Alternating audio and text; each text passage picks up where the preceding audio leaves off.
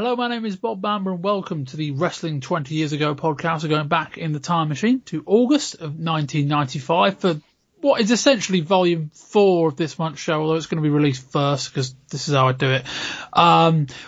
This is a special edition of the show. This is going to be covering the New Japan sort of WCW Collision in Korea show. I will explain some of the context to that in a minute. But as I say, it's a special show in the sense that there's no news, there's no TV reviews, there's no audio clips or anything like that. We're kind of uncut. But I do have guests. Firstly, introducing from the New Generation Project podcast, Stewart Brookes. Stewart, hello.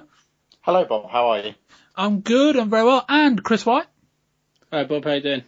Good. I'm good. Yeah, I'd say no news to speak of, but we are reviewing this show. This show actually was taped in April of 1995 across 2 nights in Pyongyang in North Korea, and we're going to come to in the second half of the show. We're going to come to some of the fascinating stories that came out of this trip.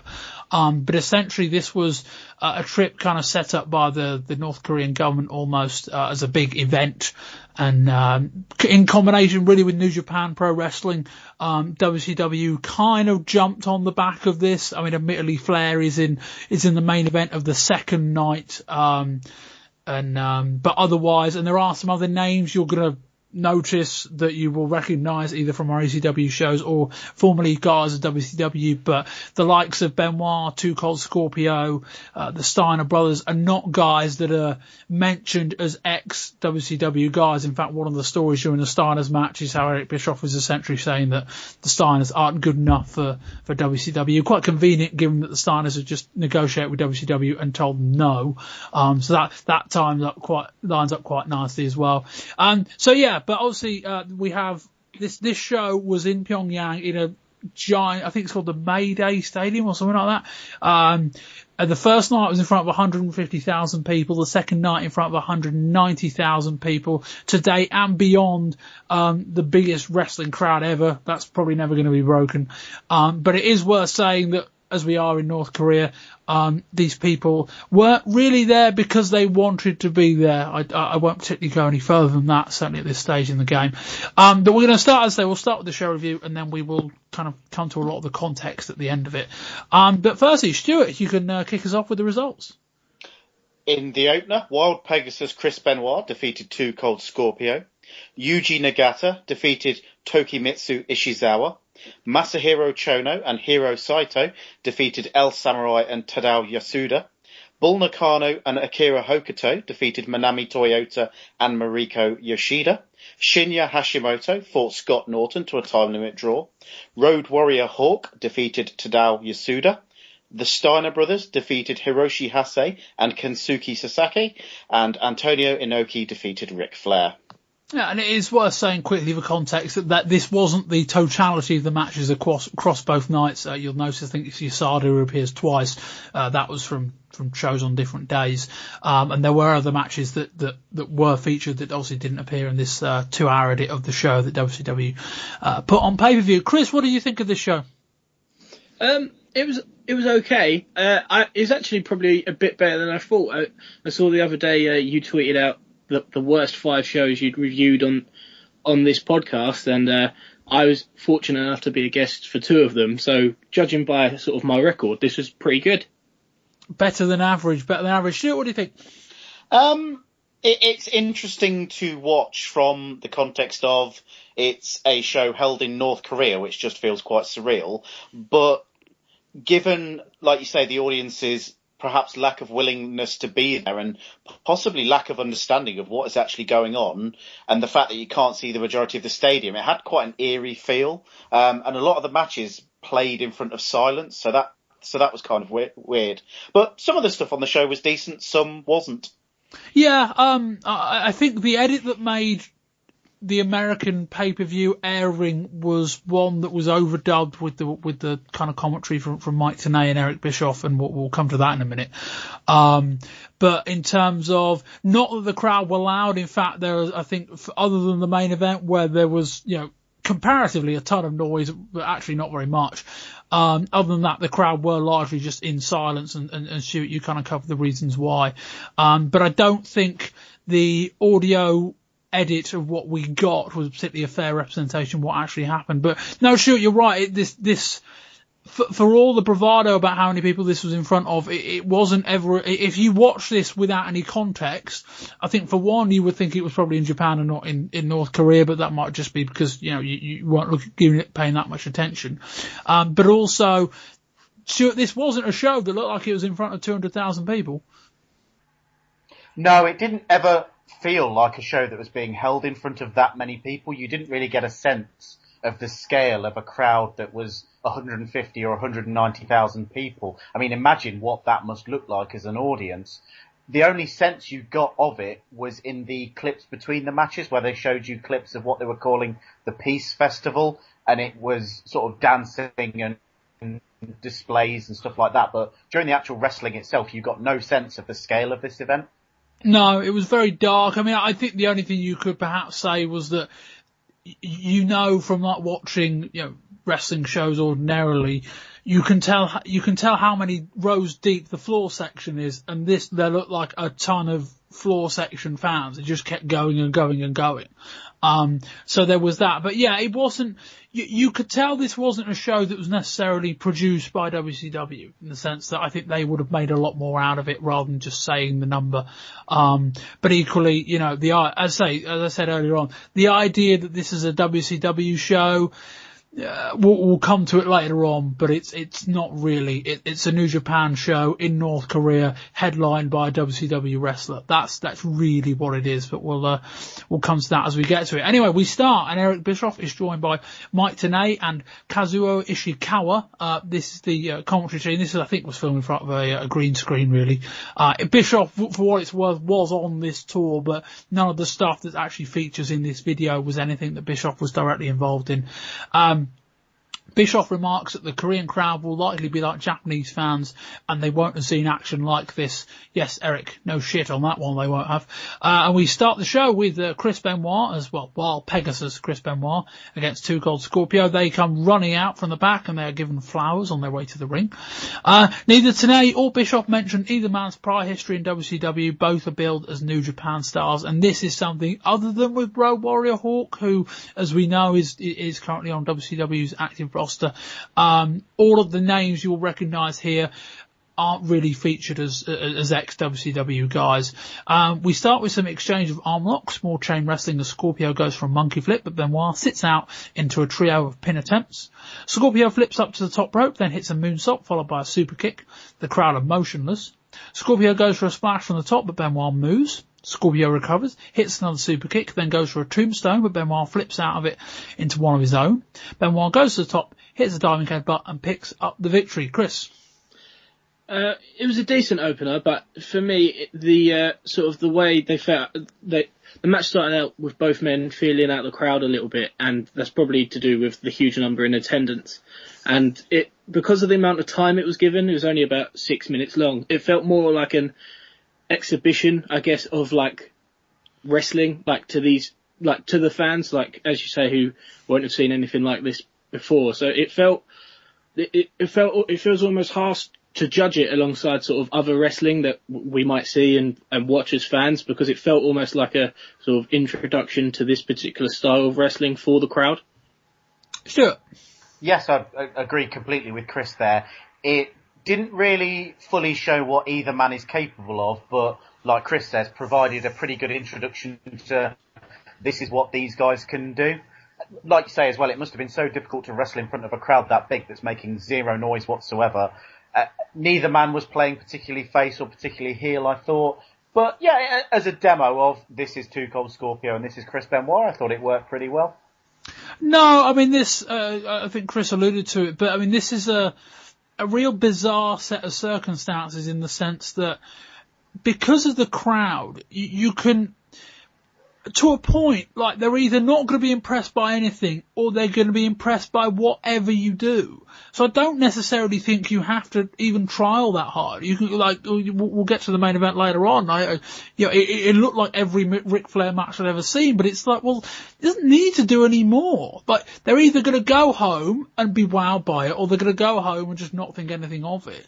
And so the fact that this was probably by any standard, and I don't actually think we've seen Benoit and Two Cold Scorpio in ECW ECW this year. But by any standard, I would expect these two to have a far better match in ECW than they did here. I don't really think it particularly mattered, you know. They got their big spots in. It was a smooth match. It was only 6 minutes. It wasn't going to be any longer. It didn't particularly need to be much longer than that. But yeah, I think Chris is right. If we're gonna line this up against a Clash of the Champions, say that we're reviewing at the end of the month for WCW, this wasn't particularly, you know, anything to write home about, but it was fine. I think this would have sat fine on Clash of the Champions, and dare I say it, having seen the card, I get the sense it would have been one of the better matches. We move on to Yuji Nagata versus Tokumitsu Ishizawa. Well, Stewart, credit for you for your readout earlier on. That was very smooth. I'll give you that. Anyway, we move on. Ishizawa hits a spine buster, but Nagata rolls through into a leg lock. Nagata gets an arm lock and then works over the arm. Nagata takes things down to the mat, but Ishizawa is able to fight out into a guard position. He's finally able to work from and lock in a sleeper, but Nagata works Ishizawa's leg at the same time. Ishizawa gets up and hits some uppercuts in the corner. Nagata goes for an enziguri but misses. Ishizawa rolls through into an armbar, but Nagata gets to the ropes. Nagata hits a series of kicks to kneeling Ishizawa, then locks in a crossface, and that's enough for the win. Stewart? I was a bit like the North Korean crowd, I think, in this one, in the sense of I found it quite hard to follow in that both competitors were dressed exactly the same. I've got really no idea who either of them are. I'm guessing they're both sort of New Japan young boys. And again, it was probably just an exhibition of what these guys can do, but it was kind of hard to follow. It didn't last particularly long. And I think this match was the first instance of the card of Eric Bischoff's terrible calling of anything kick related. Back leg round kick. Oh, it was... Chris, I'll come to you in a second, but I kind of likened Bischoff's commentary to almost to he'd been fed commentary in Spanish, and this was like the Spanish to English translation of what he was being made to call. Yeah, Chris, elaborate on that.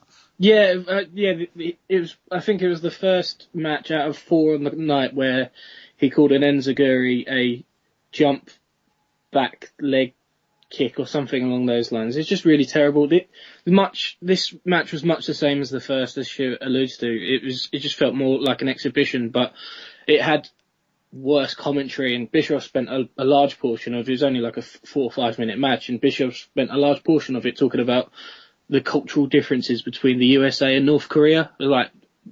That's one of the most obvious sentences people could ever say, and I think that was pretty much a reflection of the action that was going on in the ring.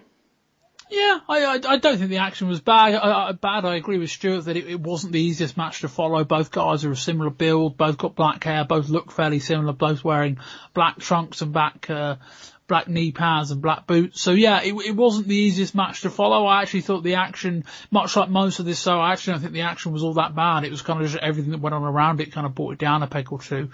But yeah, Stuart, let's deal with this commentary now. I get the feeling we'll be coming in and out of it at various points during the show, but we've got Bischoff just calling moves with just words, like not knowing what any of them are, and not that it's the easiest thing in the world to be able to tape what presumably would have been a few weeks later in a studio somewhere in America, the audio for this show, but they just sounded so bored. Oh, absolutely. Like you say, there's definitely a difficulty there in that if you are commentating on a weekly television show or a Clash of the Champions or a pay-per-view, you have storylines to hype, events to promote, characters to get over, whereas with this, you don't have any of that. So you get in the sense that they were just speaking for the sake of filling time.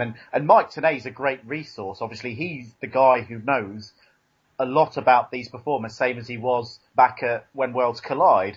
But I'm not sure what Kazu Ishikawa brought to the commentary team. He was very difficult to hear as well. He was very low down in the mix. And yeah, Bischoff just seemed to be speaking words for the sake of speaking words. Yeah, I mean, Stuart, you will have done King of the Ring 94 in your own show like we did ours. I mean, I don't want to compare it to Art Donovan, but this is one of the commentary performances. I'm the kind of fan that generally just drowns out wrestling commentary, but this really stood out to me in a different way to that.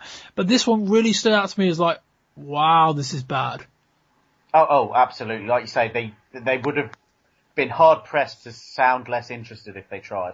And yeah, as you say about Mike Tenay, you go back to the commentary on the AAA when Worlds Collide show back in November between him and Chris Cruz, and I remember one of the takeaways from that was just how good they both were in terms of getting over a lot of things about AAA, and Benoit and Scorpio were on that show like they're on this, and getting a lot of things about how Mexican wrestling works and all of that, and yeah, I mean. Difficult. My blame doesn't largely lie with Tenay, but I think part of it, one of the criticisms, Chris, I guess, is that they weren't animated enough, but is there something to be said for it's very difficult to be animated when there's not a ton happening?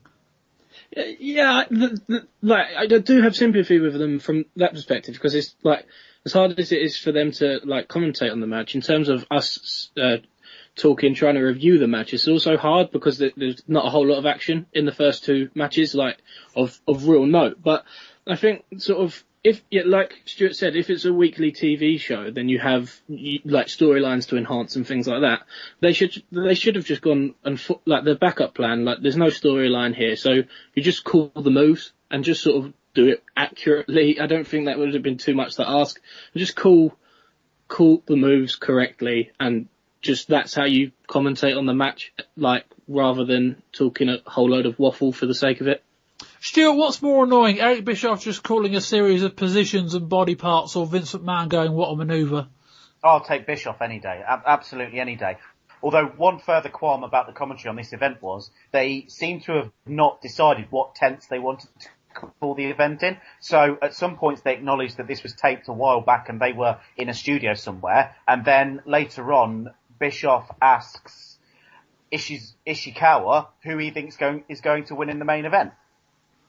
Yeah, no, you're right. I mean, they were certainly talking about, Flair as the post-April Flair, i.e., because one point, I'm jumping ahead of myself, but one point they mentioned, Flair's ring rust because it was in April, i.e., at that stage in time he hadn't wrestled in 6 months, which in storyline is as true to it is in real life. But yeah, you're right, that there was a problem of, they're 4 months back in the past, 3-4 months back in the past, and they didn't know quite how to handle it. And at times they were very respectful for their audience, but yeah, you're right. That did kind of slip through a net at times. But again, that cannot be easy. It can't be easy just to jump back in time and be able to talk like that, when you're trying to tape a show and worry about learning what moves are. But yeah, I'd back to the original question. I'd certainly take Bischoff trying over Vince McMahon just calling everything what a maneuver, and more annoyingly going 1, 2, 3, and he's got him every time, despite the fact that pin hasn't gone through. But anyway, that's a rant for story. Yes, a rant for another day. We move on to Masahiro Chono and Hiro Saito versus El Samurai and Tadao Yasuda. All four men close in the ring as referee checks them for weapons. Chono and Yasuda collide mid-ring and square off. They then do the same again. Saito tags into the ring, works over Yasuda. Yasuda hits a body slam on Saito, then tags in El Samurai. Chono comes off the rope and hits a lovely big boot on El Samurai, then fires Samurai off the far rope, but Samurai floats over into a lovely sunset flip. Yasuda tags him in and hits a similarly big boot on Chono. Saito hits a senton splash for a 2 count. El Samurai fires Saito off the far ropes, but Saito stops in the move and Samurai's drop kick meets thin air. Saito then hits a spine buster of sorts while tagging in Chono, who locks in a modified camel clutch. Yasuda hits another big boot and starts working over Chono with these comical sumo-type slaps. He tags in El Samurai, who hits a flying headbutt but cannot get the 3 count. Saito whips Samurai into Chono, who nails him with a big boot. Chono goes to the top rope and hits a flying shoulder tackle, which is enough to keep El Samurai down for the 3 count. Chris? Yeah, it was a decent, if unspectacular, tag team match. I think it's a trend for this show. None of it's going to be particularly stellar because of the sort of lack of story and things like that. But I know we don't want to keep talking about the commentary, but the fact that it was sort of taped after the commentary, it did annoy me. They really played up Yasuda's sumo background as if it was something to be reckoned with within the ring, and then none of his moveset has absolutely no reference to his sumo style or anything like that. He doesn't portray any of that in his gimmick or through his moves, and that just seems stupid. If maybe if the commentary was live and at the time, and you'd been fed the line that, oh, you know, he used to be a sumo wrestler, but to do it like at a later date, that really, I had an issue with that. Stuart, would you have, again, Chris is right, we don't want to spend all night talking about the commentary. Would it have just been better if they'd have just treated it like it was live? Yeah, well, you either pick one or the other. I haven't really got a problem with either saying, we are here live in North Korea, isn't this great? Or, this show was taped a while back and we're going to take you through the evening's events. It's pick a tense and stick with it, really. Yeah. Thoughts on this match? It wasn't too bad, really. I will say with Yasuda, perhaps the reason they don't play up his sumo background too much is that he was actually the lowest rank in sumo, so it's not like he was a grand champion, a Yokozuna, if you will. So it might have been something that they didn't want to necessarily draw a lot of attention to, but just kind of wanted to reference. I quite liked his comedy sumo slaps as well. It was something different. Yeah, this wasn't too bad, really, as far as, like Chris said, an unspectacular but solid tag team match. Chono has some nice kicks, both in terms of his Yakuza kick and his mule kick to, is it Samurai's groin, was particularly vicious, I thought. And I think they were the first people on the show to play heel as well, which, yeah, always gets me more interested in a match than if nobody's playing either character. No, I quite like this. I think some of the big boots were, having been fed a diet recently of Hulk Hogan just, fanning a big boot on Vader and Diesel similarly doing one on Sid in a similarly kind of soft fashion. It's really nice to see some big boots laid in. So that was quite good. And yeah, I mean, it was perhaps, and I think it was, I saw with a few of these matches tonight in the sense that I don't think they told a particularly kind of coherent or well-developed story, and it's difficult when, as both a viewer and just as a show, there's not a lot of context around it. But I actually thought some of the individual kind of sequences were quite good, and this probably match summed it up the best.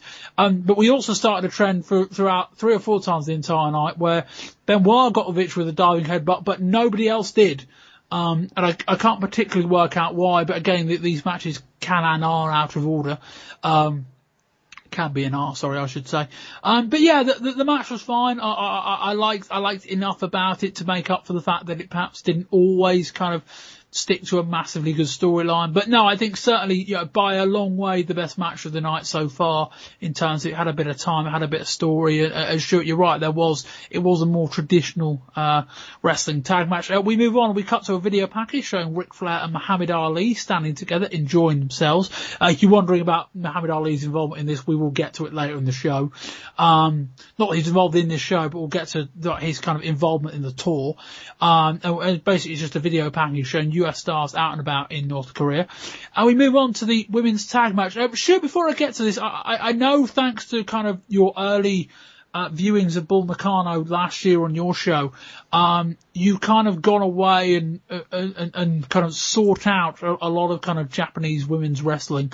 In as much or as little detail as you can, just kind of give us some context to that kind of looking at it, and anything you can shine on this match before we review it. This functions kind of similarly to the Wild Pegasus 2 Cold Scorpio match in that this is a pretty good introduction to what Japanese Joshi is like. It's very fast paced, it's very intense. There's perhaps somewhat of a lack of selling in places, but you get a ton of high spots, and the athleticism of a lot of these women, even someone, the size of Bull Nakano, is really quite incredible. Manami Toyota, she doesn't go on to win Wrestler of the Year in 1995, I will be shocked. There's a match taped, I believe, about 2 weeks after this with her and Kyoko Inui that goes an hour-long draw that is just phenomenal, and I cannot imagine any 2 other performers going at the pace they go for an entire hour.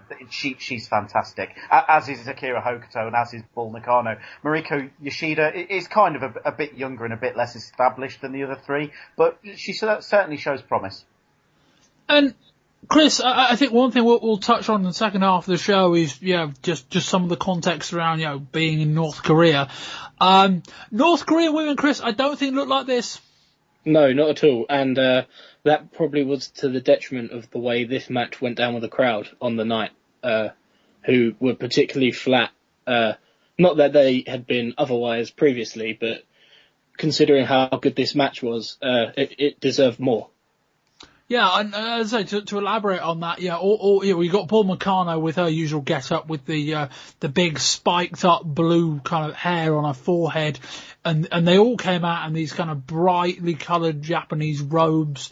They were all wearing probably, well, by any standards, but certainly for North Korea, quite revealing ring gear. And so, yeah, I think there's certainly some context to be drawn for this match. Certainly Mike Tenay, who compared Nakano to Big Van Vader. Stuart, that's interesting. Absolutely on the money. I mean, I would perhaps go with Aja Kong as more of a comparison to Vader, but in the context of this match, yeah, I can see how you would draw that comparison. And we start with all four women doing some double team action. Nakano double clotheslines, then flips Toyota inside out with another clothesline. Toyota manages to flip out into a series of missile drop kicks, but Nakano kicks out at 2. Nakano sets up Yoshida with a body slam and tags Koto in for a splash from the top. Yoshida hits a pile driver but only gets a 2. I should probably mention, actually, given that we did this in order, it's Manami Toyota and Mariko Yoshida versus Bull Nakano and Akira Koto. Koto sets up Yoshida into a lovely surfboard stretch, then modifies it into a kneeling one using Yoshida's hair for leverage. Nakano then sets up for an impressive sidelock submission. Yoshida hits a crossbody block onto Hokuto into a pair of springboard back elbows, then goes for a perfect plex but only gets a 2. Toyota comes off the top but Hokuto gets the legs up. And Nakano then hits Toyota with a vicious powerbomb for a 2. Toyota then gets a pin attempt. Nakano hits a double suplex. The action spills to the outside. Toyota hits a springboard splash to her opponents on the outside, then back in the ring hits a moonsault on Hokuto, but can only get a 2 count.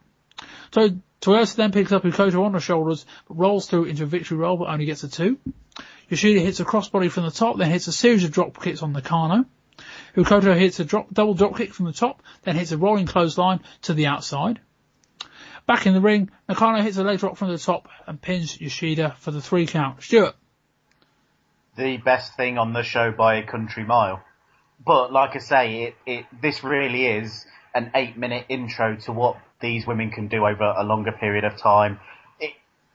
Absolutely, if you've got access to watching this show, I'm not sure if it's still available to order on pay-per-view, go and watch it. Chris. Yeah, well, I definitely agree. It was easily the best thing on the show. I'm much the opposite of Stuart. This was my first time I've ever watched Japanese women's wrestling. I was unaware, like as naive as this sounds, of pretty much all 4 of these women. Never seen any of them wrestle before. So if this was the introduction, sign me up for some more, because this was excellent. This is exactly my kind of match. Yeah, it was very good. I mean, Chris, you'd have been following kind of mid-94 or in certain points in 94. Bull Nakano does pop up in a few WWF matches against Alundra Blaze, but other than that, this is nothing we've touched on in our timeline. But yeah, the action was fast-paced. I think almost to a fault at times. Yeah, we're getting into the point where you start hitting so many moves. It's like, well, don't any of them hurt? There are some. I think you get to the point where the leg drop from the top, which admittedly was pretty good, and ends the match. But it's like, well, the powerbomb looked almost as dangerous, and that didn't do it. But no, I think in terms of the time they were given and what they set out to do, this was an excellent kind of 6-7 minute match that I think would have got a lot more plaudits in front of an audience that was there to respect it. But Stuart, anything more to say? I presume you could go on for quite a long time, but anything else?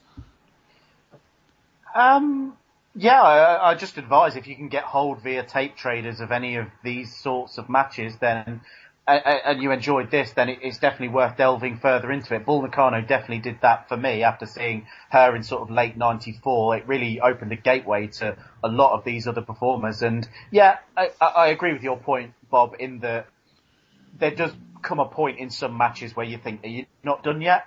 But they're so good at everything they do, and the training these women go through to even just compete in a match would boggle your mind. So you kind of let them get away with it.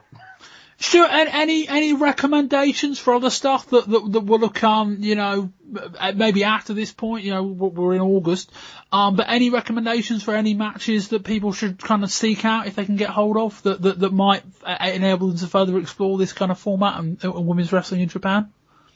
Like I say, there's the Manami Toyota versus Kyoko Inui WWWA title match from a couple of weeks after this, which is fantastic. Like I say, an hour-long draw, and it's incredible how much they managed to do in an hour. The cardio they must have to do that is incredible. Similarly, there's another match from, I believe, July 93 that's dubbed the Thunder Queen match, which is a 4-on-4 women's match, which goes for an hour again.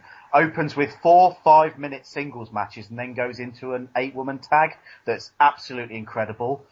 Manami Toyota, Toshio Yamada, hair versus hair from 92, I think it is. It is particularly excellent. They were tag team partners, but end up having this hair versus hair match that's just fantastic.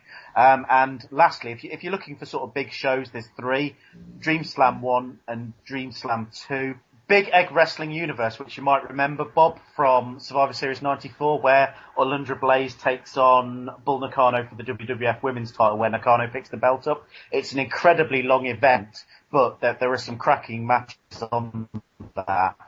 There's one final match I'll recommend, actually, as well, is Toyota and Yamada versus Dynamite Kansai and Mayumi Ozaki from late 1992. It's a 2 out of 3 falls tag team match that is just an absolute belter. And we move on to the IWGP Heavyweight Championship match. It's Shinya Hashimoto against Scott Norton. Norton looked absolutely huge. Sure, I've never seen Norton before, but boy, like this was muscle strapped onto muscle, strapped onto muscle. He's big. He is an absolute tank of a human being, yes. Even by sort of, if you were to stick him in the late 80s, era of Hulkamania and Hercules and the Ultimate Warrior, I think even then he would probably still stand out. Yeah, he's got like a beer barrel of muscle on his chest. Like it kind of like it overhangs, but it doesn't move. It's just mental. But anyway, Norton runs over to Hashimoto with a shoulder tackle. Norton charges him in the corner. Hashimoto recovers and hits a spinning wheel kick, then locks in an arm lock. God knows what Bischoff must have called that spinning wheel kick. Who knows? Norton recovers and hits another shoulder tackle. Hashimoto goes back to working the arm, then kicks Norton across the chest, but Norton tells him to keep on bringing it. Norton takes control with a series of standing elbow drops, then takes to the second rope and hits a Vader bomb for a 2 count. Norton is in complete control as he locks in a sleeper. Hashimoto manages to get some parity by kicking the back of Norton's knee. Hits a nice DDT, but only gets a 2. Norton hits a DDT, and an announcement goes over the PA, presumably about the time limit warning. Norton fights, then hits a suplex. Hashimoto throws some desperate rights, then hits a side kick to Norton's chest. Norton hits a powerbomb, then goes to the top rope, hits a splash, but only gets a 2, and then the bell ring as the time runs out. Chris? I've never seen a 20-minute match with so little of note happen in it before. I just found it so boring. And as a result, found myself being carried off more and more by Bischoff on commentary and saying the same old thing, but he was just terrible in this match. And he said, jump back leg round kick for Enziguri, I think 5 times I heard it. Yeah. This was like just terrible. There was so little of note, and it just felt like both guys were just passing the time, waiting for the time limit, like just chin lock after chin lock, and occasionally they'd spring into action, but for very brief periods.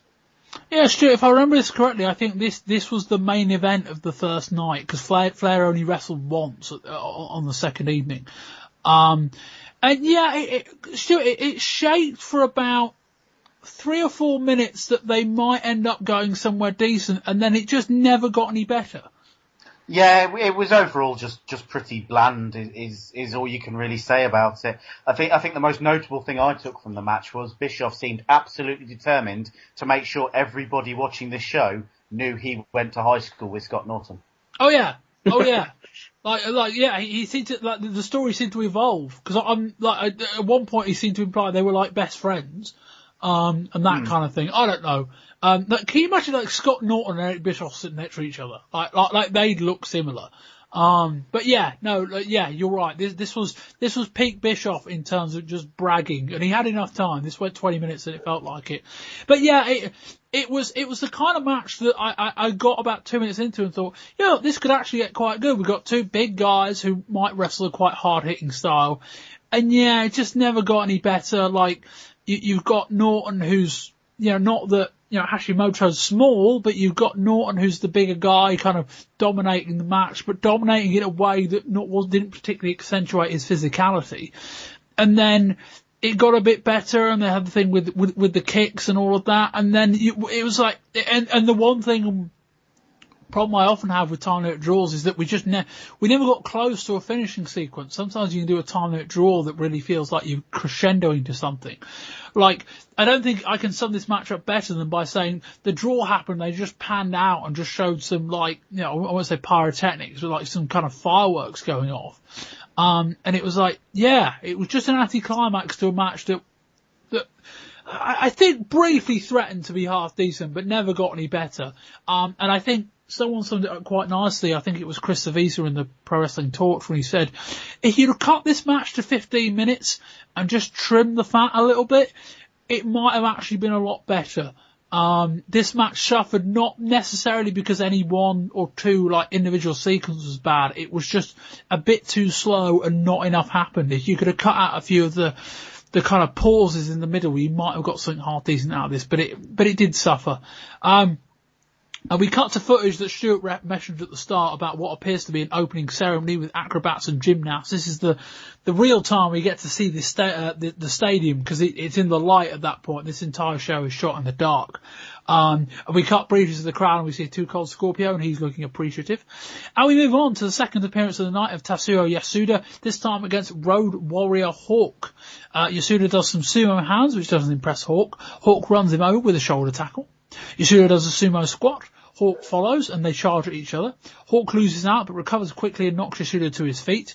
Hawk hits a body slam, then goes to the top and misses a splash. Yasuda hits a body slam, then a butterfly suplex, which Hawk no-sells and bounces straight back up. He then hits a power slam, then a closer off the top rope, and wins. Stewart. This was probably the worst thing on the show, I thought. Not bad. I thought this had more of a note in it than the match beforehand. I mean, it was short enough where I don't think it ever got bad. Yeah, I mean, it's got that going for it versus the Norton match, but yeah, it's just Hawk being Hawk, isn't it? No selling pretty much everything except when he, misses off the top rope, and 2 minutes, was it, at best, and it was done? Yeah. No, yeah, you're right. I mean, I thought the butterfly suplex looked really nice, and then Hawk just popped straight back up. It's like, oh, okay, all right, whatever. And that was like, okay, what way to take me out at the moment, Chris? Yeah, it was just a dud, really. I did prefer it to the match before. I was less bored, but it was thankfully short. There's not much to say. I didn't enjoy it. It was what it was. And while I remember, it is worth saying that obviously, they had 2 nights worth of shows, and this is a selection of the matches. Having read people who've seen both nights, apparently there were better matches that we didn't see. I think Hase, who features next up, wrestled Chris Benoit on the other night, and there was another women's match that didn't make it to this show that was also excellent, apparently. And so, yeah, like they put these in, I think, kind of because they felt they had to. I guess, Stuart, is it somewhat fair enough, Hawk being a recognisable name, that the match had to appear, and maybe similarly with Norton? Is there something to be said for that? To an American audience? Yeah, I guess if you're trying to sell this pay-per-view to an American audience, I mean, from WCW television, this pay-per-view was solely promoted on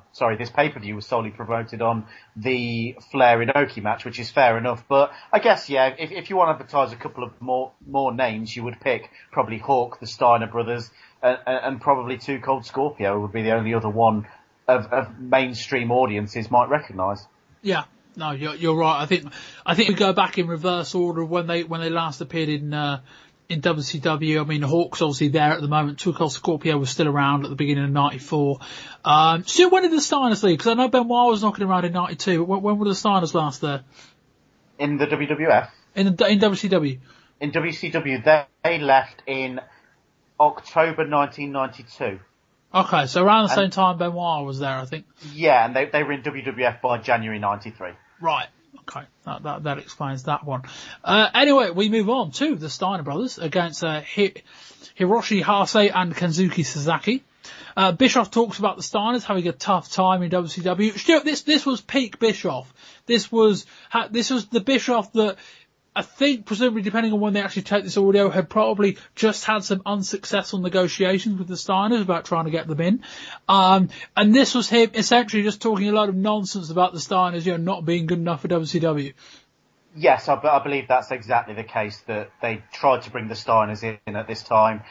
The Steiners had rejected the money offer, and this was the end of it, so Bischoff took every opportunity he could in this match to point out how they weren't good enough for WCW's tag division. And Bob, I know you've watched plenty of WCW's tag division in 1995. I think we could both agree that the Steiner brothers would do a lot to improve that.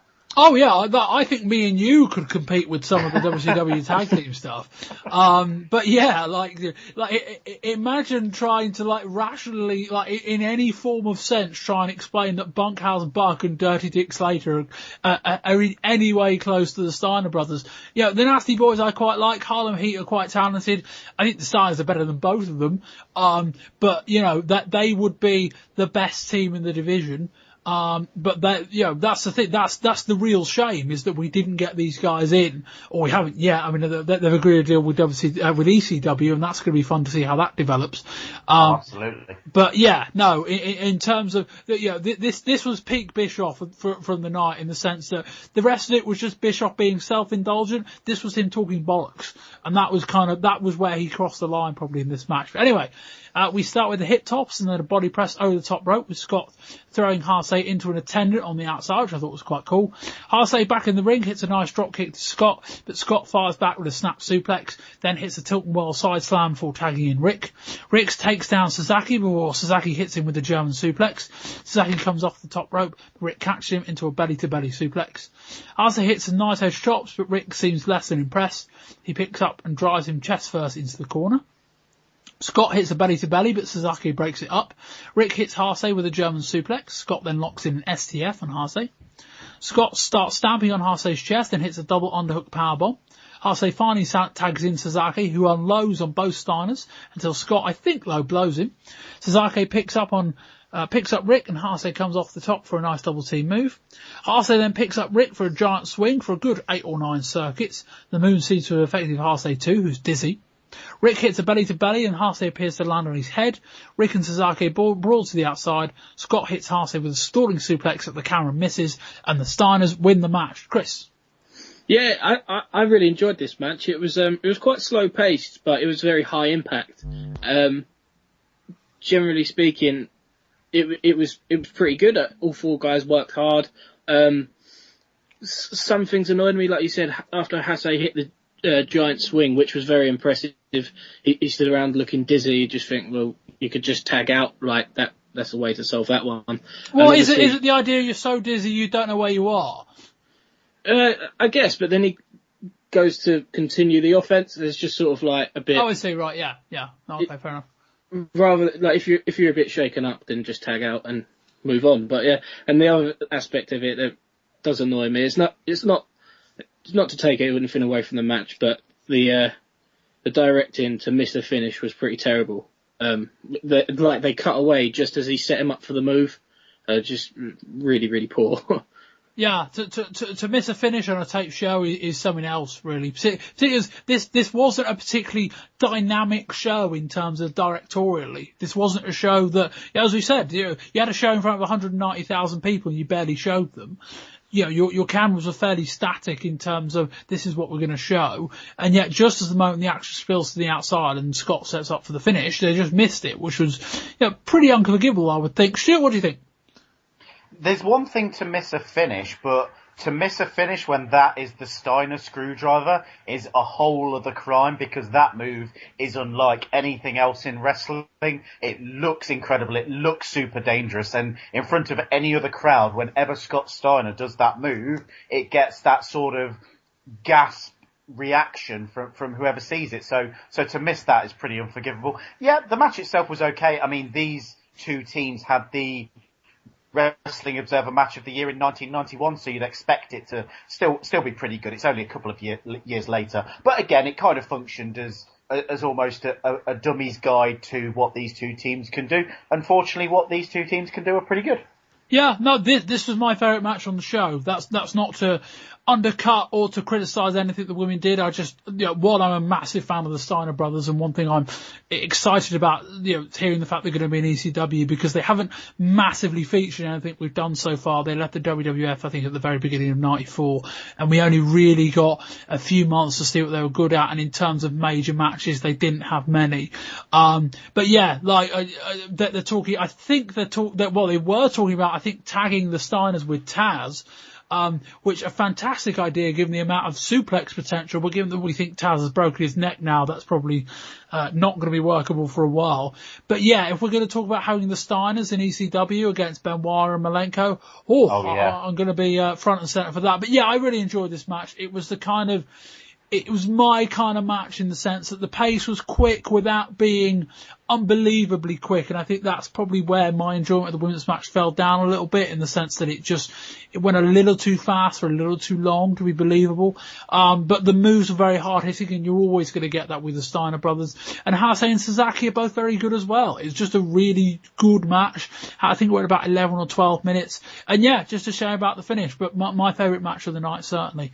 And we move on to the main event. It's Ric Flair against Antonio Inoki. Inoki attempts to fire at the crowd and does get some response. Mike Tenay points out that at the time it was filmed, Flair had been retired for the prior 6 months, so may have some ring rust. Flair does a hip toss, Inoki rolls through with the head scissors and then pops up and they square off.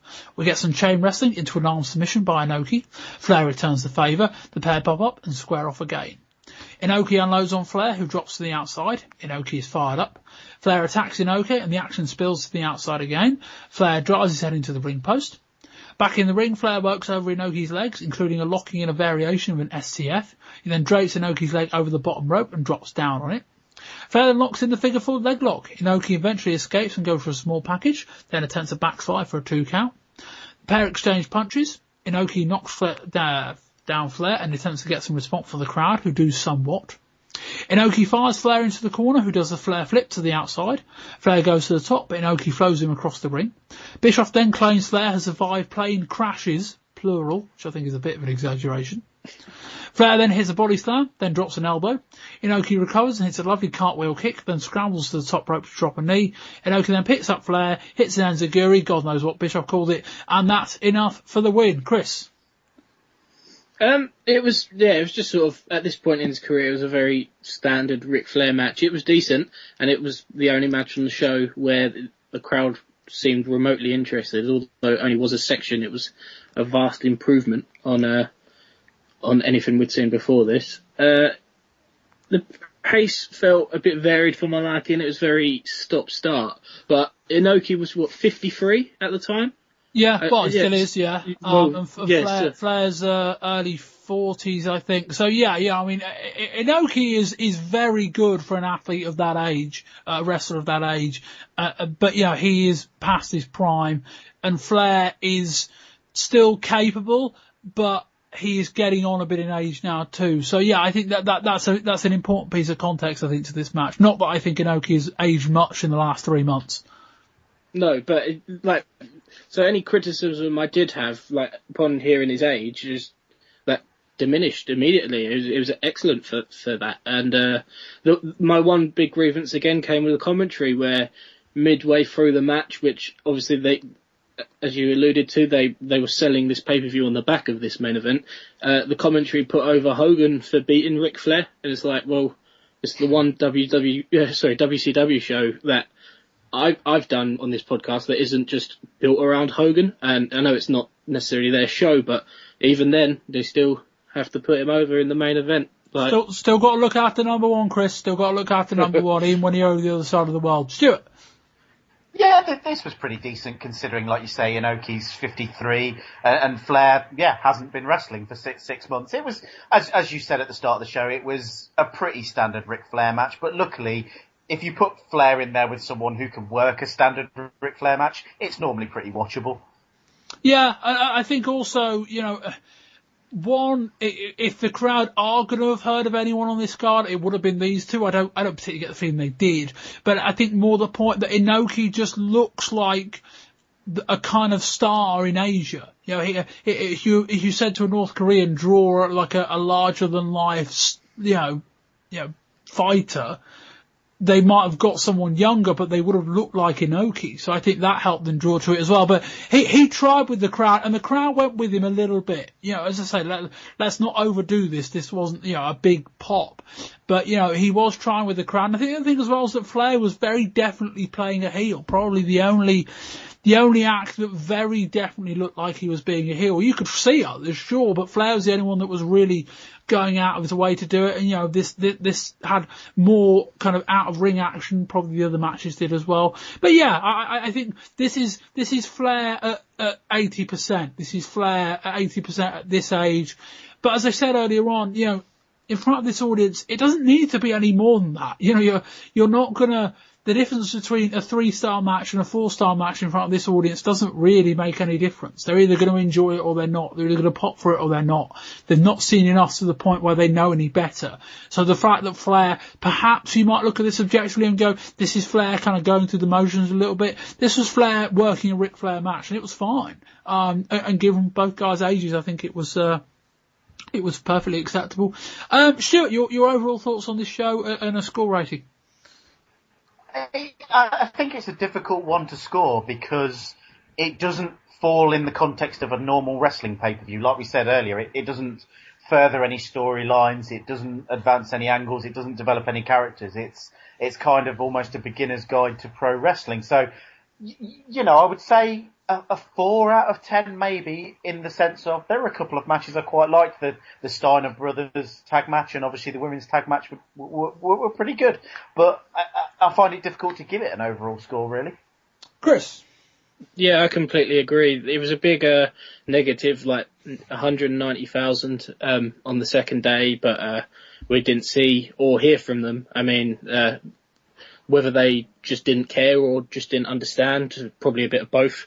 There were some good matches on the show, but as Stewart said, a lot of the card felt very sort of exhibition, and as a result, it is hard to give it a score. And I gave it the same as Stewart. I gave it 4 out of 10. Yeah, I think if you could have dragged the ring out of Korea and put it into Japan or into the States and put on exactly the same action, I think this show would have been a notch or two better than it was.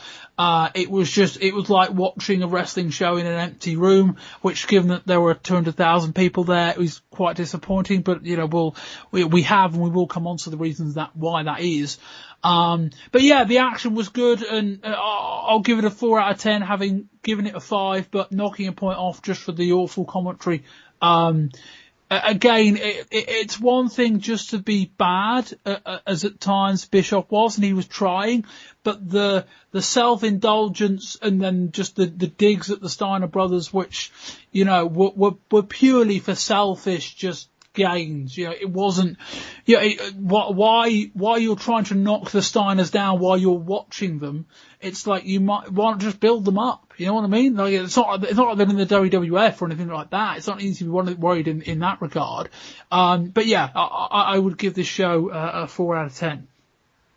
And we'll move on now we'll come out of 20 years ago, Mo, because this article that came out a few months ago in April 2015 is very pertinent to the discussion we're going to have now about this show.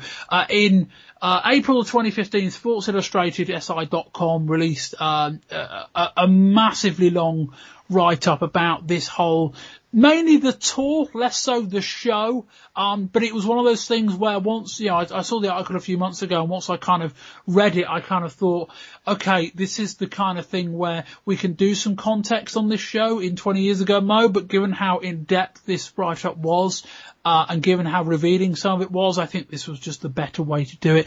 Chris, I know you haven't read, you haven't read most of this, so chip in where possible, but I know Stewart has.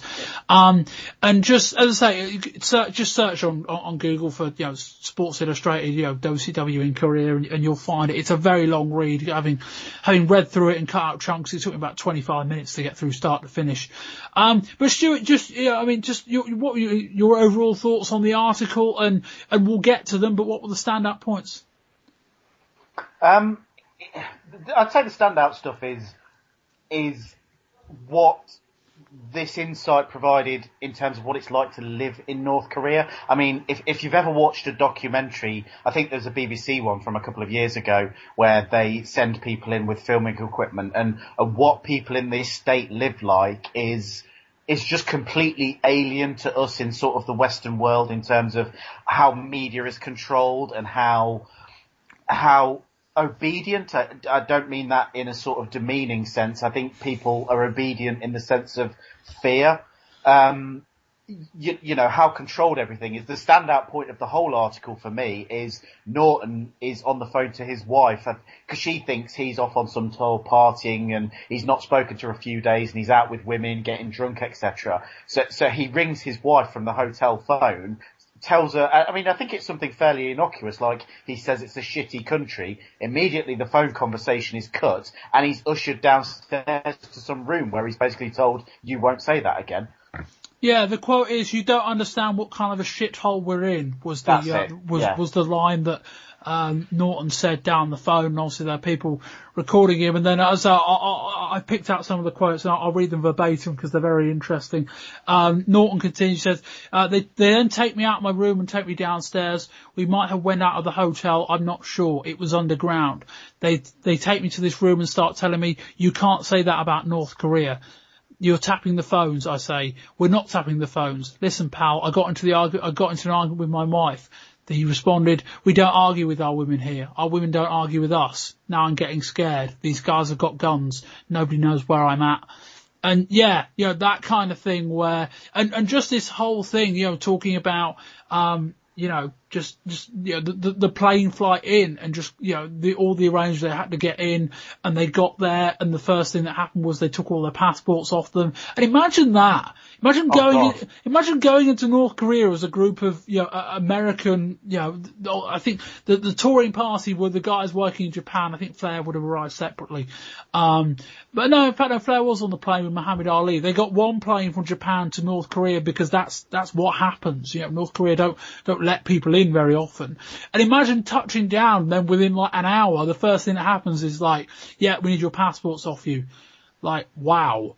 Like that would have been like really scary. And then there's a really interesting story from Bischoff about, because they were kind of cooped in this hotel. One thing they said on the plane flight in and on just, having been driven from the airport to the hotel was just how, grey it was and how kind of, featureless the Pyongyang was. And also just the fact that, and they were just cooped in the hotel and they were told don't go out. Obviously they were eventually. But one morning Bischoff got up to go out for a run. It was about 5 a.m. And so he said, well, it was still dark and I was out there in, running clothes and a baseball cap on back to front. And between him starting the run and him finishing, not only did the light come out, but a lot of North Korean workers came out on their way to work. And he just said it was like Moses parting the Red Sea. He said like, it's like having three heads. Yeah, that was what he said. Like, that was how people look at him. And he kind of said, I was either under the impression that I looked so different that, people were scared of me, or they thought I was there to attack them. That kind of thing. And Bischoff got back to his hotel and they're like, you did what? You went out for a run? Yeah, don't do that. Yeah, don't do that, and all that as well. But just, as I say, some fascinating quotes. Sonny Ono, who was WCW's consultant on the tour, here's a quote from the article. When I told the Japanese embassy I was going there, they said no. There's a big issue in Japan about citizens being kidnapped by North Koreans. I guess I'm a little nutty. It was a once-in-a-lifetime opportunity. There was no clearance. Quote, you understand we cannot guarantee your safety, unquote. That was about the last thing they told us. Which, we want to talk about scary things like that as well. But yeah, also just, coming on to some quotes about, So I'm just reading a quote. That's right. Here's an interesting quote from Bischoff. They're talking about the roads and the fact that the roads are kind of 8 lanes wide, 4 lanes were one way, 4 lanes going the other. And one thing that Bischoff observed was that there was hardly any traffic on the road, largely because people in North Korea couldn't afford cars or just didn't have access to them. And here's another quote from Bischoff. So I asked about these streets. My handler told me that the streets are designed to function as airport runways in the case of war. The streets weren't made for cars, they were made for fighter jets. I thought, that's just crazy, but it was another in the series of crazy things. And then there's other quotes from Scott Norton on about Ric Flair being in the limo, and they're getting driven to the arena, and that they're observing just the amount of people, and the limo driver says, look, nobody really wants to come, it's a forced attendance. If they don't show up, they get a bullet in the head. And I went, all right then. That was Norton. And, Rick Steiner said, the crowd didn't do anything. There was another quote about, the female wrestlers just being completely from another planet. How just North Korean, life and just how it goes on. Women, as I said earlier, women don't argue with us. They don't question us. And you get to these 4 women who are larger than life, who are dressed in bright colours, all that kind of thing.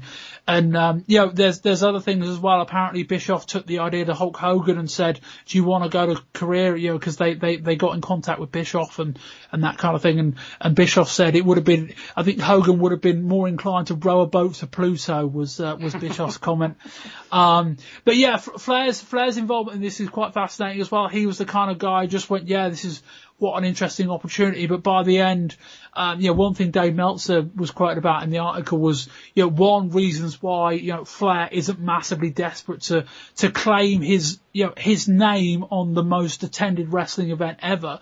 And one was the fact that, it was a forced crowd, that they weren't there to see him. They were there because they had to be. And, I joke about our mythical tag team, Stewart. I get the sense we could have got 190,000 people in that building that day just because it was what they were told to do, and that kind of thing. But there's a fascinating quote from Scott Norton right at the end of the article about when they were returning from North Korea, and this probably tells you, just sums up how little they enjoyed this. He said, it was pouring with rain when we walked off the steps of the plane, and Flair, in his $3,000 suit, got on his hands and knees, kissed the ground and said, I love Japan.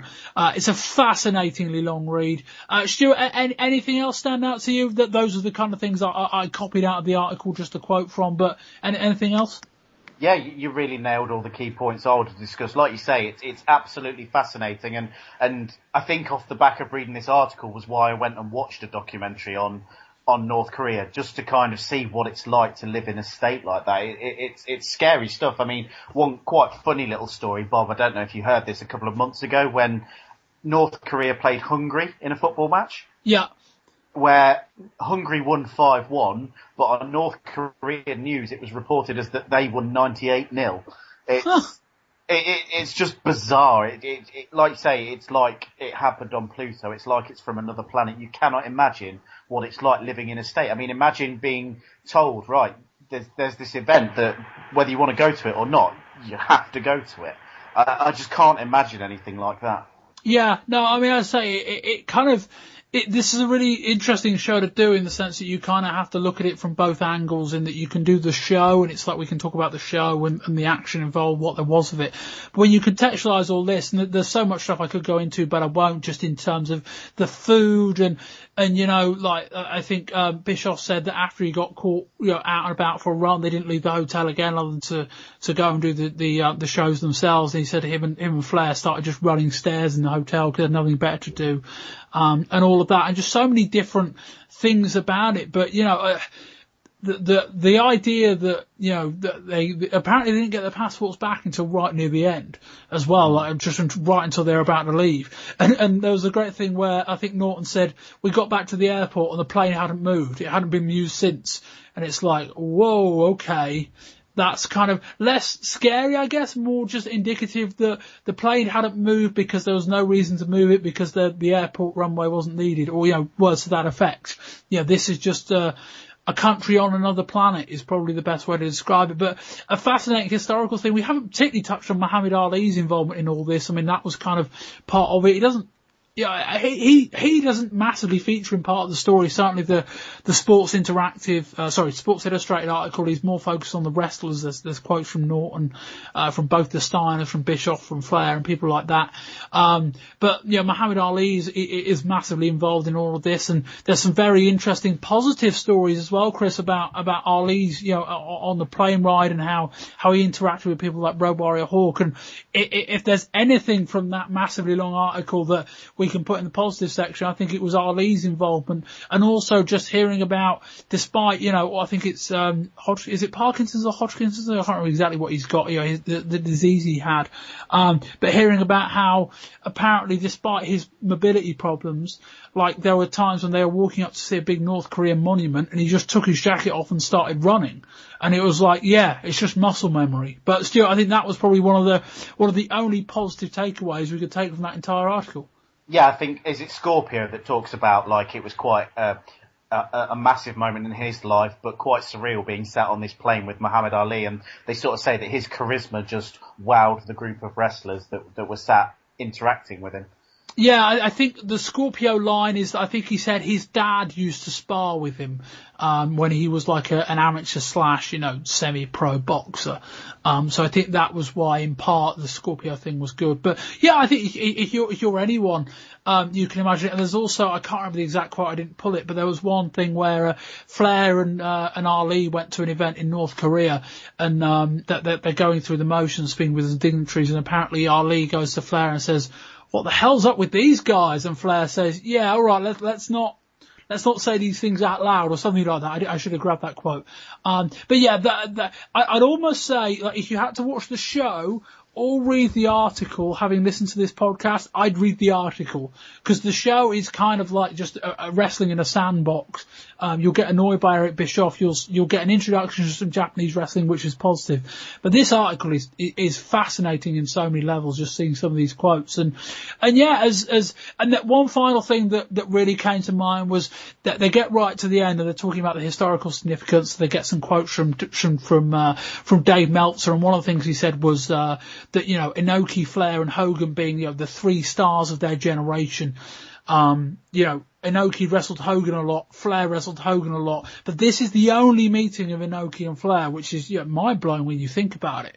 But that was interesting. And he was also talking about, how the industry's evolved and how the WWE can kind of ignore this, attendance record. And there's a great quote from Bischoff, great in the sense that he is right, but he immediately manages to lose the moral high ground when he says, how can they say that, we didn't do that? I'm like, yeah, but Eric, you didn't do that either. Like, yeah. You were there. Ric Flair was in the main event, fine, but this was not a WCW show. This featured 1.5 WCW performers. Hawk at the time it was recorded wasn't a WCW performer.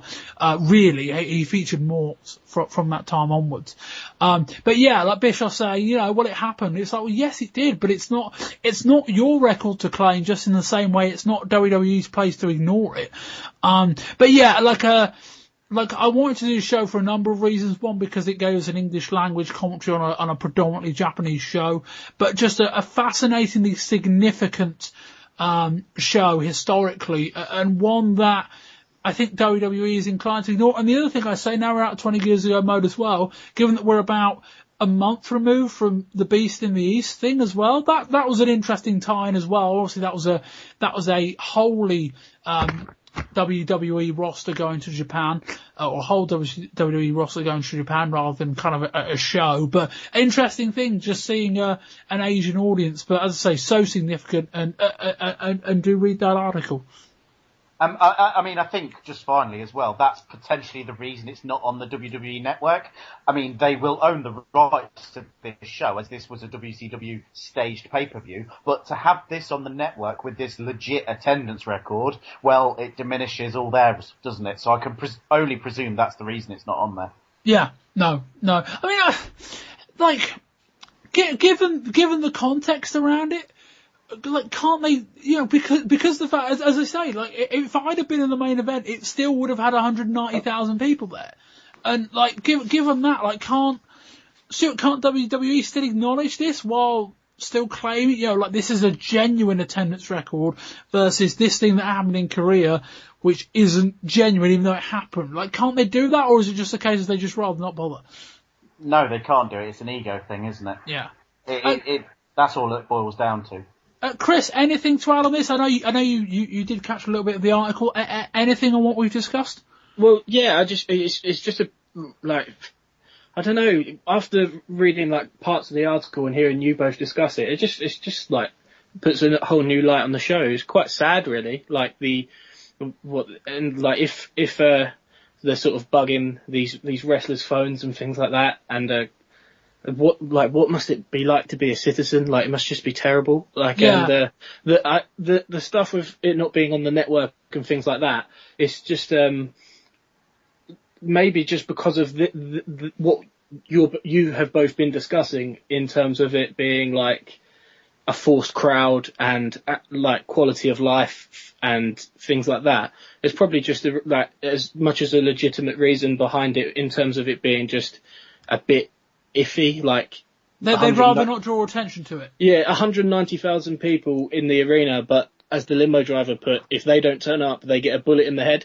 And it's like, we don't really want that on our network. It wasn't anything to do with us. It was barely anything to do with WCW. It was, but it wasn't a WCW show from start to finish, as you say. So it's just easier to steer clear of it. And it wasn't what it will be remembered for is the fact that it was in Korea rather than sort of any stellar wrestling or anything like that. So it is quite easy to forget it. It didn't enhance any storylines. It is quite easy to put it to one side when you add in sort of the, I guess, political aspect to it.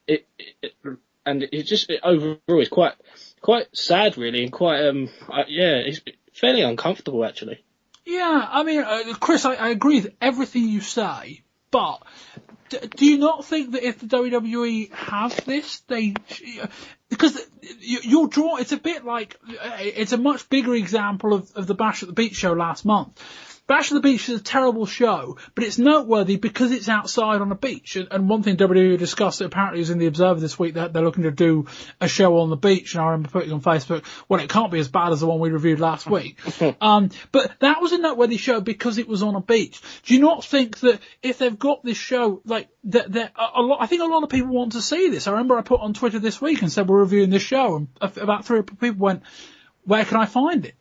And it's not there's anything dramatic in this 2 hours. As I say, in a sandbox, it's a fairly uneventful 2 hours. But it's a historically significant show that for good or bad, for right or wrong, I think a lot of people would want to see, just because it's a show in Korea in front of 190,000 people. And the wrestling part of all this, Chris, the only instance of Inoki and Flair. So do you not think despite all the things you said, do you not think there might be some justification for putting it on? Yeah, I definitely understand your the sentiment behind everything you say as well.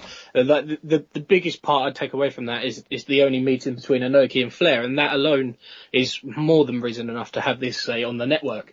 The other side of that, though, when you hear about this show, I know what I expected going into it, in front of the largest recorded crowd, and it is it's hard to imagine ever it being surpassed. Not an attendance like that. Never. Very unlikely. I don't think any stadium exists that could hold that many people outside of North Korea. I mean, it's the largest sports stadium in the world. And until they build one, and given that they haven't, I don't think they ever will, because I think one would have been built since. If designers thought that having a stadium that could seat 150,000 people and then get another X number of thousand on the floor was a good idea, someone somewhere would have done it. I think the fact they haven't tells me it's not going to happen. In which case, yeah, I mean, I think there were some attempts by WCW to not only claim the record for a show they weren't particularly involved in, but also claim both nights combined at 340,000 people, as if 190 didn't sound impressive enough already. But no, I agree with Stewart. I don't, this attendance record I foresee nothing that says to me this will ever be broken. One, because the stadiums don't exist, and two, because, and one thing we didn't really speak about, not that it really matters, I can't imagine you would have got a great view if you were in the top row of the Mayday Stadium. Either. Stuart, same question on the network front. For all the negatives, is this something that people should be able to see? Oh, absolutely. But I mean, the WWE, as far as the network goes, and they've claimed that the historical stuff isn't drawing the viewers. They think we want to watch Swerved, and they think people want to watch Total Divas, which I do. That's a good point. They think people want to watch Camp WWE and stuff like that. They are not interested in drawing wrestling fans that want to watch curiosities like this, or old episodes of Superstars, or old episodes of Saturday Night, or the AWA footage they own, or the World Class footage they own, although admittedly there is a bit of that up there. They're not interested in getting those things on there. They want Jerry Springer and Swerved and all these other gubbins. Maybe they're right. I don't have a good answer to that point. But yeah, no, you are right. That's exactly how they're thinking. They put a lot of old content up, and since then it's been a bit all over the place.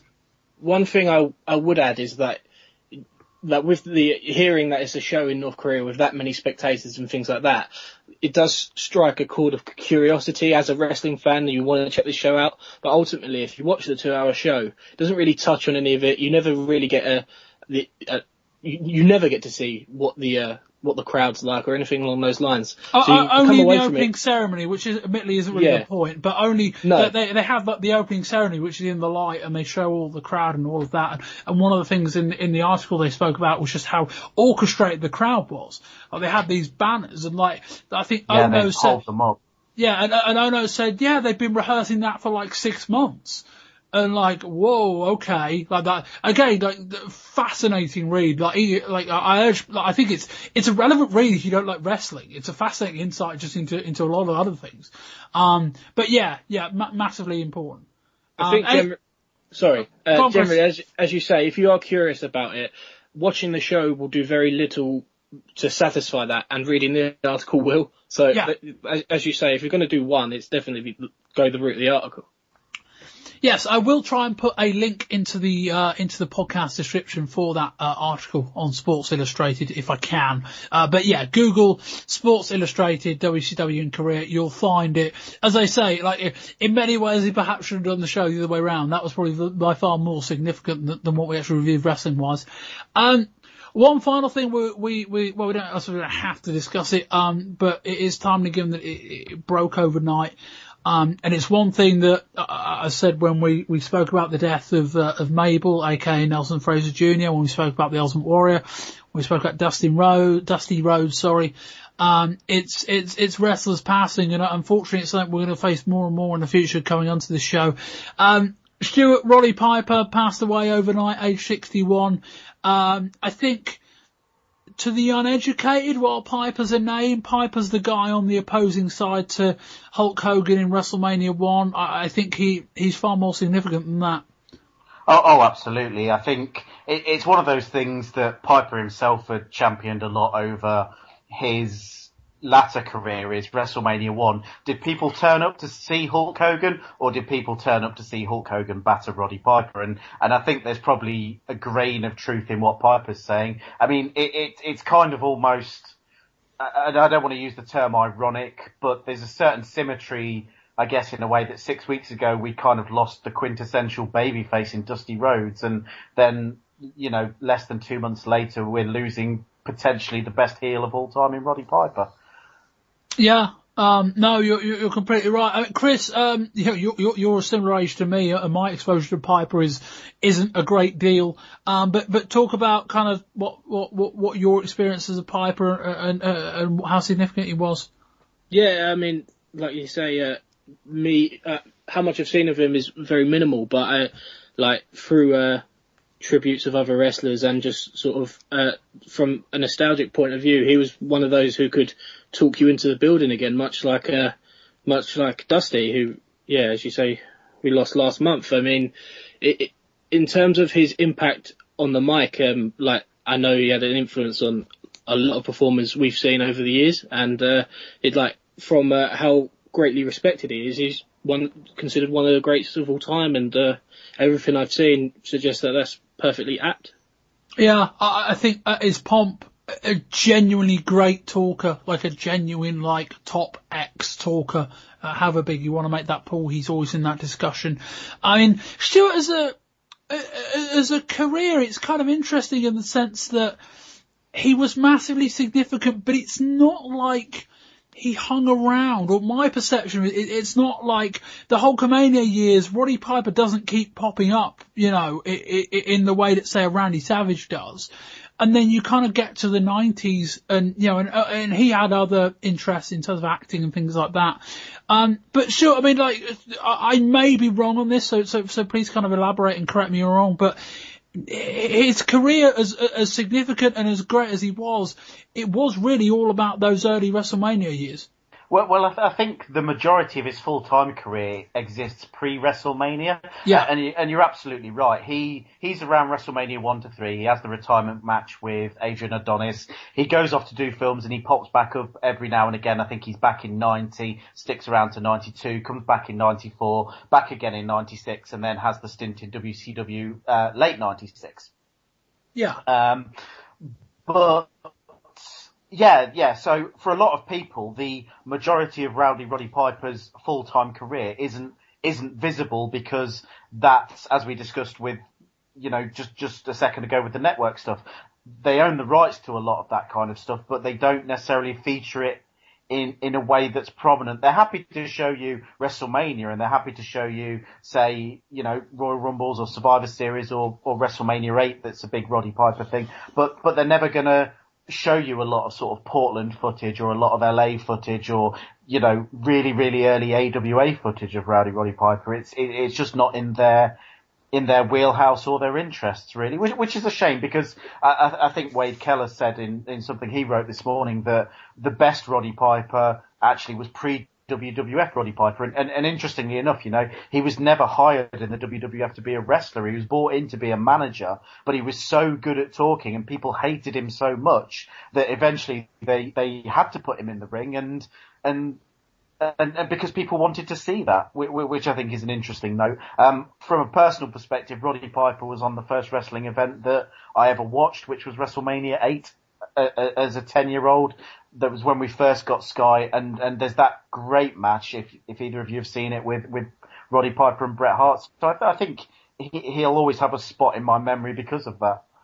Yeah, I mean, you know, again, I don't want to kind of divert this discussion too much, but everything kind of we look at is not running against the grain of the WWE narrative, but it's always running alongside the fact that WWE's own version of history likes to tell its own very secluded story. And one of the shames is that in the aftermath of everything that's gone on with Hulk Hogan in the last few weeks, in the last kind of week and a half, really, if you think about it, you know, it's going to be interesting to see how the WWE deal with that in the coming weeks. And that generally, you know, we saw it with Warrior, we saw it with Dusty. Generally, they will put out a documentary about, you know, if a big name passes away. You know, with those two examples, since the network started, they've gone out of their way to quickly put together a documentary that summarises their life and their career.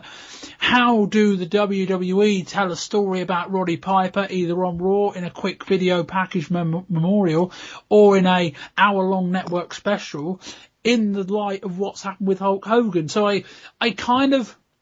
They can't. Yeah, well, exactly. But I don't want... It's going to be difficult in the sense that, you know, what do they do? Like, they can't mention Hogan for a lot of reasons, and we discussed that on the WCW show. I think it was one. Chris, were you in that discussion last week? Was that right? Yeah, I was. Yeah. We discussed that last week, and that, you know, for whatever people might think, they are absolutely in the right to, at least in the short term, disassociate themselves in as many ways they can with Hulk Hogan. Now we've got the point that, okay, Roddy Piper's passed away. The question is how do you give Roddy Piper his fair send-off in the immediate aftermath of his passing in that light? And they've got some, you know, I don't want to trivialise or make a political situation out of the passing of a wrestling legend, but they've got some difficult questions right now. Yeah, you know, as I say, my experience of Piper isn't particularly significant. I haven't seen a lot of his work. I haven't watched a lot of wrestling when this timeline started, and Piper's only real appearance was that WrestleMania and then the King of the Ring main event, and that certainly wasn't. That certainly, yeah, Stuart, please agree and confirm the fact that certainly wasn't a fair representation of Roddy Piper. Not in the slightest, but I mean, the thing about Roddy Piper was he wasn't necessarily a great in-ring guy. I mean, there are some very good matches with Rowdy Roddy Piper in, but his real strength lay on the microphone.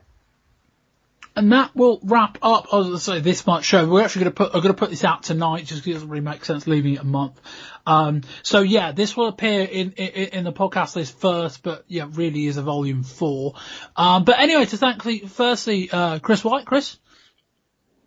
Cheers for having me, Bob. Chris, you are on Twitter. I am at Chris White 14.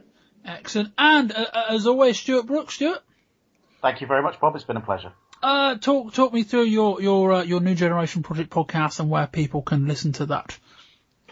Yes, as you say, New Generation Project podcast. So we cover kind of a similar era to what you've done. We're about a year and a month, I think, ahead of where you're at the minute. We're just about to get into October 1996, so going into quite exciting times, having suffered through everything you're suffering through now. Oh, yeah. Dungeon of Doom and all. So yeah, Facebook.com/New Generation Project Podcast, Twitter @NewGen Podcast, iTunes, SoundCloud, all those sorts of places you can listen to us. Yeah, I'm, it's, because that we want to talk about WWE writing their own version of history. Not that they particularly are incentivized to do this, but the WWE version of history says WCW 95 was all about Nitro, and in a way because it was the most significant event. But Nitro begins in September, and history never talks about WCW pre-Nitro in 95 because nothing happens. But yeah, nothing happens, and I'm living that right now. And so yeah, as much as I love this project, this is becoming quite difficult, and I'm hoping that there is fortunately, we're in a rare instance where I can generally tell you there is a light at the end of the tunnel. It just isn't getting here that quickly. I think, and Stuart, I mean, have we bottomed out in both scenarios? I mean, you can answer the WWF question far better than WCW, but did we flaw with King of the Ring and with Bash at the Beach? Does it get any worse? Tough question. I mean, King of the Ring is bottom of the barrel WWF pay-per-view in terms of booking that makes you outright just angry. But I would say, I mean, you've got In Your House 4 coming up, I think, this month, or next month, or the month after. What of the three? Will it be, well, we've got SummerSlam, then we've got In Your House 3, it'll be October. October. That is a show that is just absolutely dull as dishwater. In some ways worse than King of the Ring. As far as WCW goes, unfortunately, bad news is you've got a bit of a longer struggle with that, because right up until the NWO kind of form, you've got a very sort of self-indulgent, and if you think Hulkamania in 94 and early 95 has been self-indulgent, it's about to get a lot worse. So you've got that to suffer through, unfortunately. Uncensored Wonderful. 96, which is February, I would say, is the absolute bottom of the barrel for WCW. Yeah, because I mean, Chris mentioned earlier about me getting a question on Twitter asking what's the worst show? So someone asked me a slightly different question. I said, what's the best show you covered in '95? And I thought about it for a couple of minutes, and I went, and shoot, you were on the show as well. It generally probably is WCW Uncensored, just because it's at least watchable. Like, so much of this stuff is just like, how bad can it be? The only saving grace about WCW is that Nitro is coming soon. And if nothing else, one, that does feature some quite good wrestling quite a lot of the time. That's also quite historically significant. And much why I'd rather review King of the Ring than say Bash at the Beach 95 is that at least King of the Ring is this historically significant from its bad. Nobody remembers Bash at the Beach, but that's an awful show. It's right down there with, Yep. In ring wise, it's probably comparable with King of the Ring. It's just booked better. That's probably it. And then we've got Battle Bowl, which I always come back to as my measuring stick. Anyway, we could go on longer, but I better wrap this up. Yes, I am Bob Bamber. You can find me on Twitter at Bobby Bamber. Wrestling20yrs.com. If basically everything's there, links to Facebook, to Twitter, to iTunes, to our RSS feed and all of that. Yes, if you're on iTunes, all of that, give us a rating and a review, hit subscribe and all of that. And we'll be back at the end of the month. We've got SummerSlam to look at. We've got the Clash of Champions to look at. And also, as we're out 20 years ago mode, I have found footage of it. We are going to be looking at the, Terry Funk, Cactus Jack, Exploding Barbed Wire death match.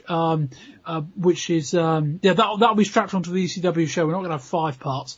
But yeah, so we'll do that then as well. But I've got a very busy month this month. But hopefully we should be able to plough through things, all the things we could. But anyway, to Stewart, to Chris, I've been Bob Bamber. This has been volume 4/0 of, the August 1995 edition of the Wrestling 20 Years Ago podcast. And until next time, goodbye.